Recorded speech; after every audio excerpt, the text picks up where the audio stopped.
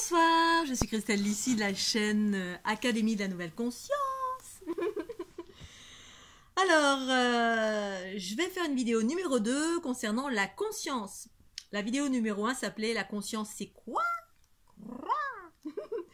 Et la vidéo numéro 2 c'est alors la suite de c'est quoi et à quoi ça sert surtout. Parce qu'on sait tous qu'on est doué de conscience. Ah, salut. Je rapproche le plan. Donc vous savez désormais tous que vous êtes doué d'une conscience, mais il y a la conscience altérée qui est l'ego. Donc c'est-à-dire un certain degré de conscience qui nous tire vers le bas. Parce que justement, on est guidé non pas par la conscience, mais par une sorte des croyances. Voilà, c'est pas vraiment la conscience, c'est le plagiat de la pleine conscience, mais tout est conscience, mais différents stades de conscience.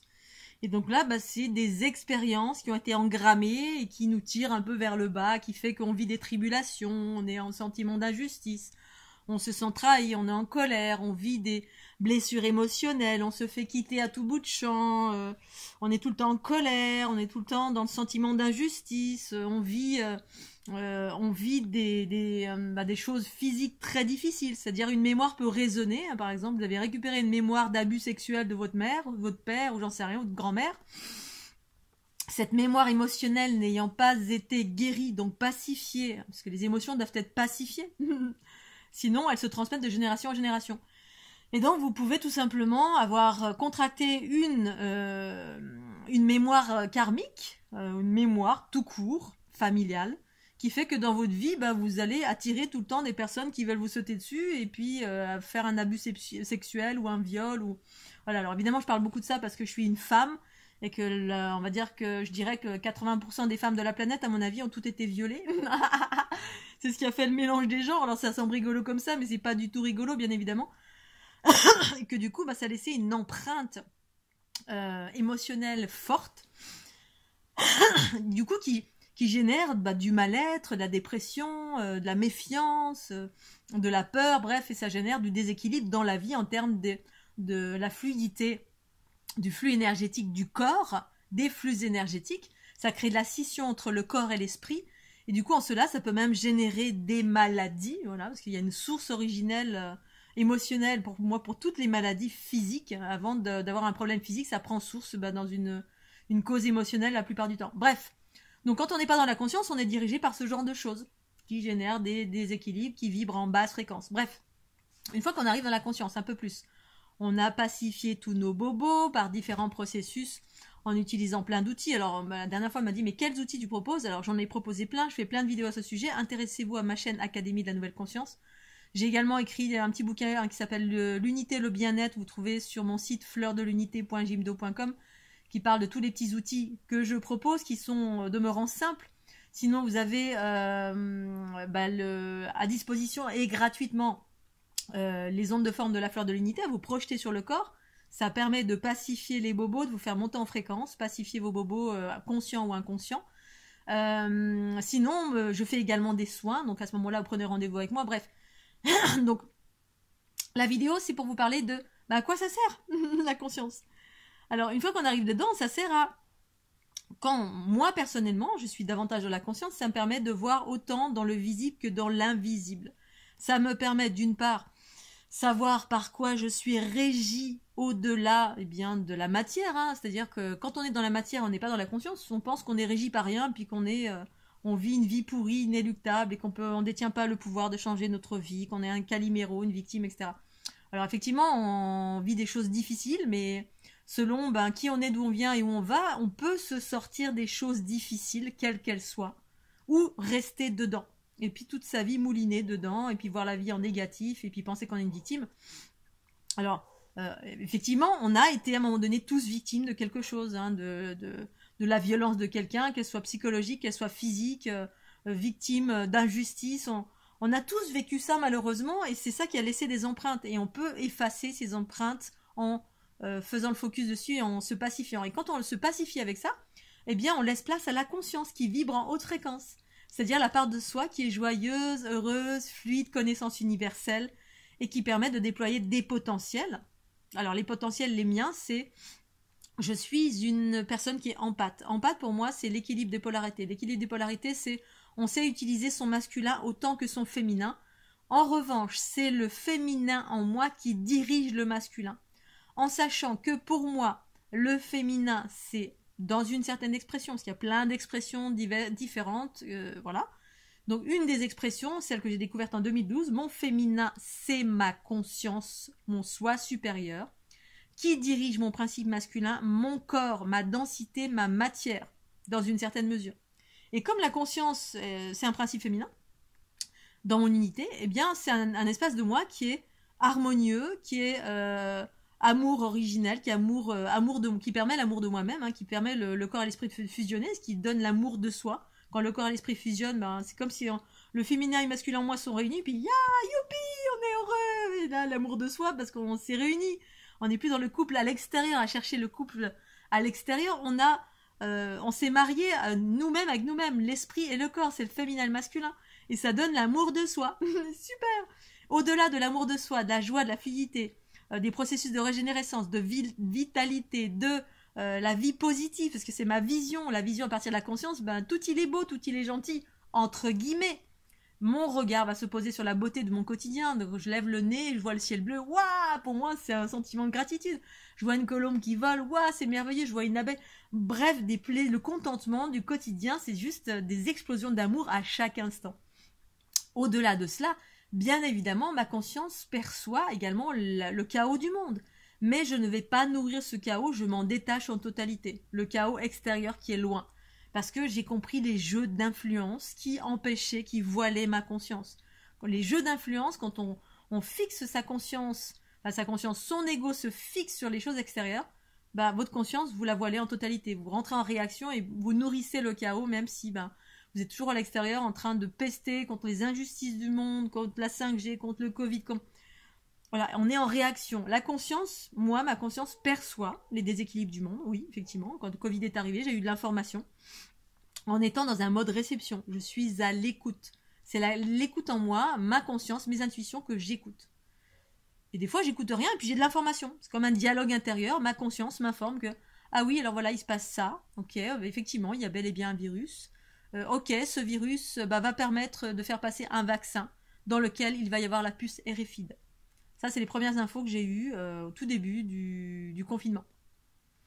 Bon, j'ai rien demandé de particulier. C'est juste que ma conscience a trouvé juste de m'informer de cela, venant confirmer qu'effectivement, il était nécessaire de porter le masque parce qu'effectivement, dehors, il y avait un potentiel danger pour mon corps physique. Donc ça justifiait, mais je suis à l'écoute de ma conscience et non pas des infos extérieures qui disent « Oh, ouais, il faut mettre le masque, patin, couffin ». J'écoute ma conscience. Elle me donne de l'info. Pour autant, je ne suis pas en réaction du tout. Je reste neutre par rapport à cela, c'est-à-dire ni bien ni pas bien. Voilà, c'est ce que c'est. Et je vais orienter ma vie en fonction de cela. C'est-à-dire, ok, ça me dit ça, donc ok, je vais mettre mon masque. Ok, j'ai conscience que le vaccin... Mais ça va rien nourrir en moi de réaction. Je vais pas être ni dans la peur, ni dans rien. Je suis informée. C'est une information qui ne génère rien de spécial. C'est ça la différence. C'est que l'ego, on est en colère. Et du coup, ça nous fait baisser en fréquence. Et puis du coup, on se fait attraper. C'est-à-dire qu'on nourrit également les basses fréquences de ce monde. Et puis, voilà. Et la conscience permet ça. Alors, je perçois des choses. Ça me permet une forme de médiumnité, parce que c'est une médiumnité à part entière, la conscience. C'est-à-dire que je reçois, j'ai de l'information. Parce que recevoir, ça voudrait dire qu'il y a quelque chose d'extérieur qui vient, comme les anges, les archanges, les canalisations. Et c'est pas du tout ça. Pour moi, la conscience, c'est ma conscience source originelle qui est au cœur de chacune de mes cellules, qui voyage via les trous noirs de mon être, et qui me permet d'avoir accès à ce champ universel source qui est le mien. Et qui me donne de l'information quand j'ai besoin d'avoir de l'information. De savoir que Pierre a quitté Ginette, je m'en fous en gros. Voilà, il y a plein d'informations dont je m'en fous totalement. Parce que ça n'impacte pas ma vie, parce que ma vie au quotidien, c'est de la joie, de la bonne humeur, et ensuite c'est des équilibrages que je vais faire en fonction des différents processus d'équilibrage planétaire, c'est les soins que je vais faire, c'est l'absorption des basses fréquences que je vais rencontrer. Parce que justement, je perçois également dans l'invisible, ma conscience me permet de percevoir et mon corps de sentir. Et ça, depuis que je suis petite, c'est pas nouveau. Hein. J'ai juste compris comment je fonctionnais au fil du temps et de la quête vers moi-même. Ce processus de transformation, absorption, équilibrage, transformation.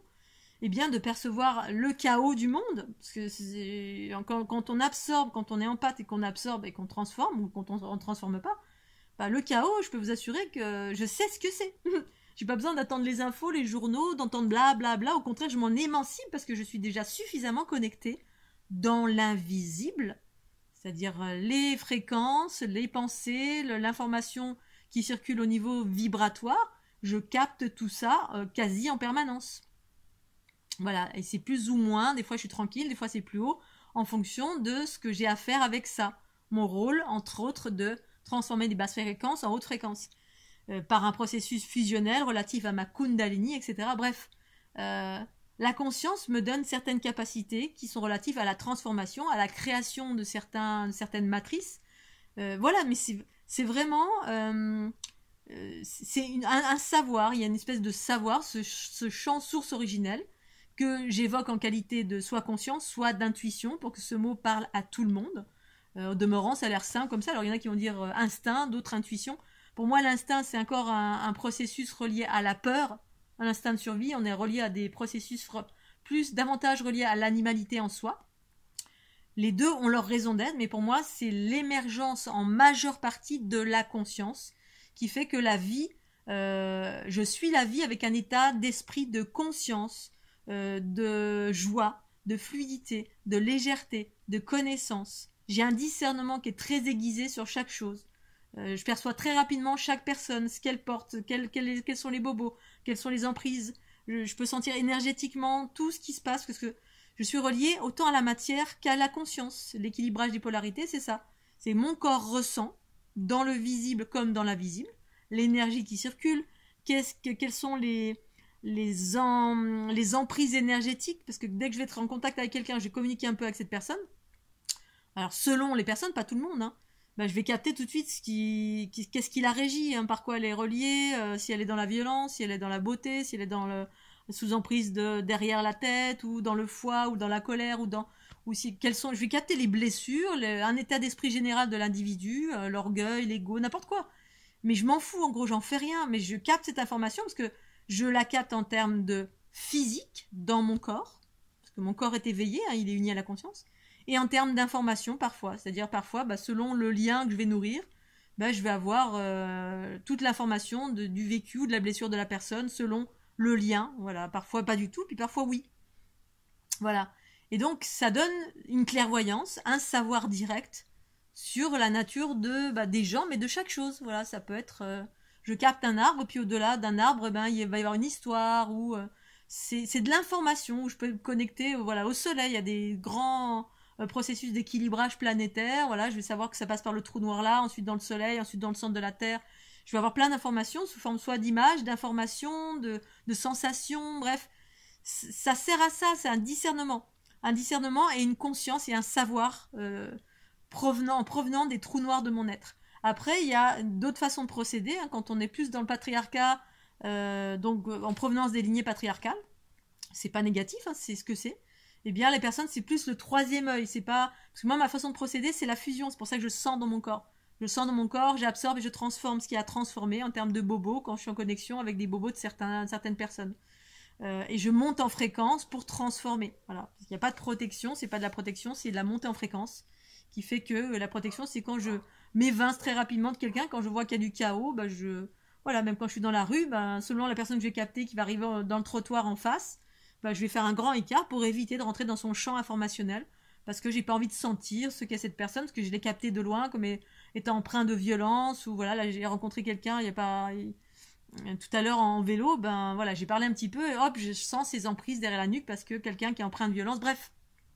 Et quand on est dans le patriarcat, on n'est pas dans un mode fusionnel, on est dans un mode séparé. Parce que c'est le principe masculin qui est prédominant, et le masculin sépare, scinde. C'est pour ça que les personnes sont séparées, c'est plutôt une vision, une clairvoyance par rapport au troisième œil. Le troisième œil permet de voir, mais dans les zones de la matière.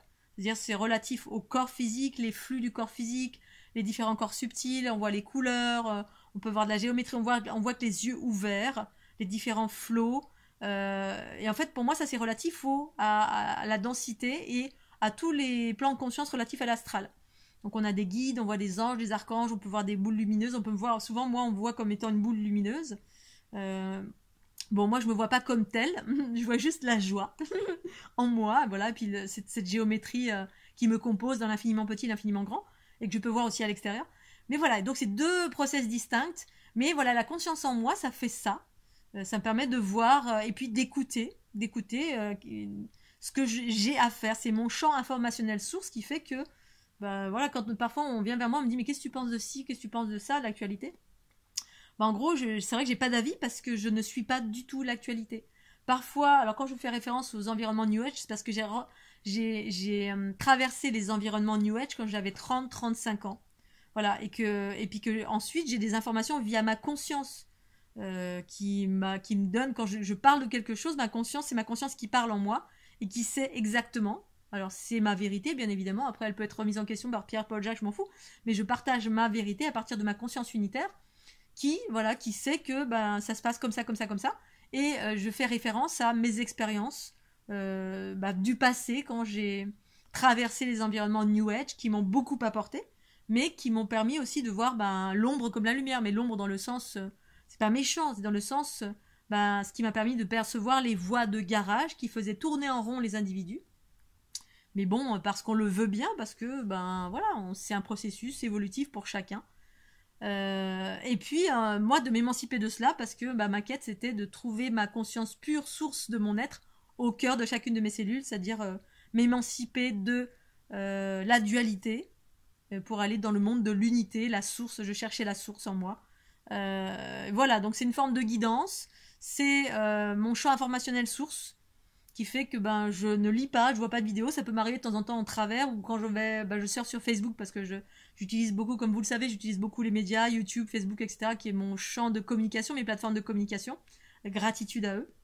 Eh bien, effectivement, je vois passer, je vois défiler dans l'accueil, souvent les gens qui râlent, qui sont dans ci, dans ça, dans telle ou telle chose, et ça me donne une image générale qui correspond à ce que je ressens dans les égrégores de masse quand ça circule, quand il y a de la colère, quand il y a de l'ingérence, ça se traduit dans les réseaux. Enfin voilà, tous les gens qui rentrent dans la colère, qui rentrent dans le sentiment d'injustice, qui sont en bataille, qui sont en mode guerrier. Bon c'est ce que c'est. Je juge pas cela parce que ça a sa raison d'être aussi. Mais c'est pas ce que je propose en termes d'unité pour celles et ceux qui se sentent en résonance avec aller vers plus de fluidité, de joie, de bonne humeur, de conscience, délivrer des codes, aller vers l'émergence de ses potentiels, transformer l'ombre en lumière, bref, qui est une fonctionnalité relative à la conscience qui provient de trous noirs, de matrix génitrix, au cœur de chacune des cellules. Et voilà, j'ai certainement oublié plein de choses, mais voilà, et ça sert dans mon quotidien, c'est surtout que ça me permet, c'est même pas que ça me permet, je suis dans un état de joie quasiment tout le temps. Moi, je suis pas tout le temps en train de sautiller, hein. J'ai des moments où je suis tranquille chez moi derrière mon ordinateur. Mais j'ai un état de joie relativement permanent, de fluidité, d'amour, d'état de réception, d'écoute, d'accueil, et puis de conscience qui voit la nature de chaque chose au-delà des voiles de l'ego, l'ombre et la lumière, mais dans des espaces invisibles. Donc voilà, en demeurant, on voit dans une petite robe, je suis en train de rigoler, au bord des routes, habillée tout en rose, on n'imagine pas ce l'instant, sauf les personnes qui sont relativement éclairées et qui ont une sensibilité et qui perçoivent les fréquences, les hautes fréquences, qui peuvent percevoir effectivement la profondeur de mon être autant que ma légèreté. C'est ça qui est intéressant dans l'unité, la profondeur autant que la légèreté. Et c'est surtout la légèreté que j'apprécie particulièrement parce que c'est vraiment, surtout dans un environnement où il y a le chaos qui règne, et bien de préserver et de vivre la légèreté, c'est juste merveilleux. Voilà Scooby-Doo, je vais m'arrêter là. La conscience, c'est quoi et à quoi ça sert? Youpi! Moi, je vous fais des bisous, puis à très bientôt. Petit pouce bleu.